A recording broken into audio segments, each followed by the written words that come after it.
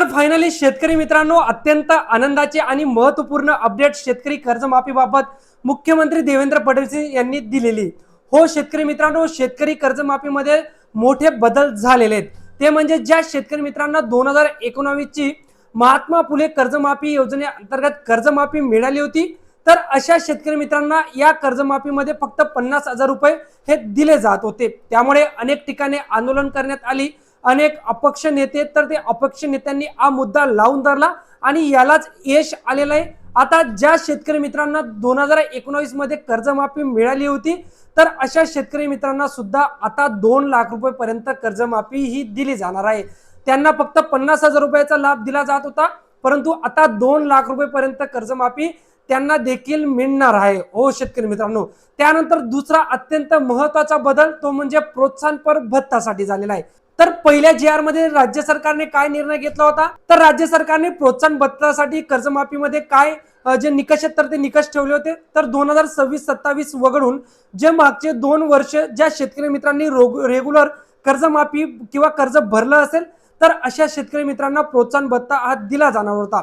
परंतु आता ज्या शेतकरी मित्रांनी 26-27 मध्ये जरी रेग्युलर कर्ज भरलं असेल, तर अशा शेतकरी मित्रांना सुद्धा 50,000 रुपयाचा लाभ म्हणजे प्रोत्साहनपर भत्ता हा दिला जाणार आहे। शेतकरी मित्रांनो, अत्यंत 2 महत्त्वपूर्ण बदल हे झालेले आहेत, त्यामुळे राज्य सरकारचे आभार मानायला पाहिजे। आणि ज्या अपेक्ष नेत्यांनी हा मुद्दा लावून धरला होता, तर त्यांच्या सुद्धा आभार सर्व शेतकऱ्यांनी मानायला हवं। अत्यंत आनंदाचा आणि महत्त्वपूर्ण अपडेट राज्य सरकारने दिलेली। तर तुम्ही स्वतः पहा मुख्यमंत्री देवेंद्र फडणवीस याच्या बाबत काय म्हणाले। सातत्याने या संदर्भात अटी शर्ती आहे तशी मागणी होत होती।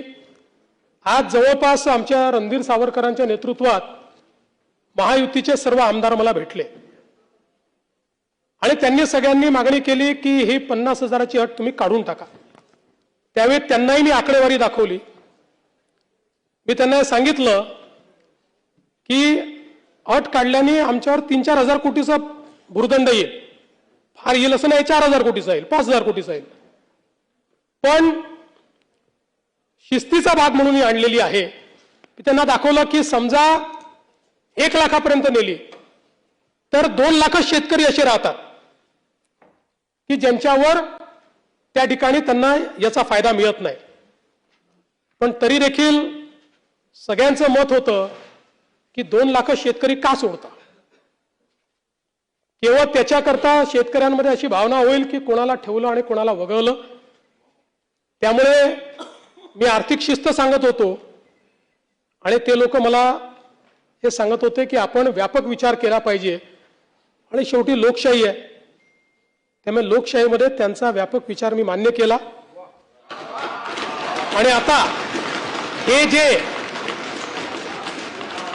महात्मा फुले कर्जमाफी योजनेतले जे लोक होते ज्यांना 50,000 रुपयापर्यंत आपण म्हटलं होतं, त्यांनाही 2 लाखापर्यंत कर्जमाफी झाली। आणि त्यासोबत 26-27चा जो नियम आहे तोही वगळण्यात येईल। आता आपल्याकडे तर सगळं आहेच, 26 मध्ये कोणी कोणी पैसे भरले आहेत, जसे यांनी सांगितलं 95% लोकांनी पैसे भरले। त्यामुळे आता त्याच्या आधीच्या 3 वर्षातले कुठलेही 2 वर्ष ज्यांनी रेग्युलर भरलेले आहेत ते सगळे लोक याकरता पात्र होतील। पुन्हा सांगतो, पहिल्यांदा राज्य सरकारने हा निर्णय घेतलाय, यापूर्वी कधीही असा निर्णय झालेला नाही।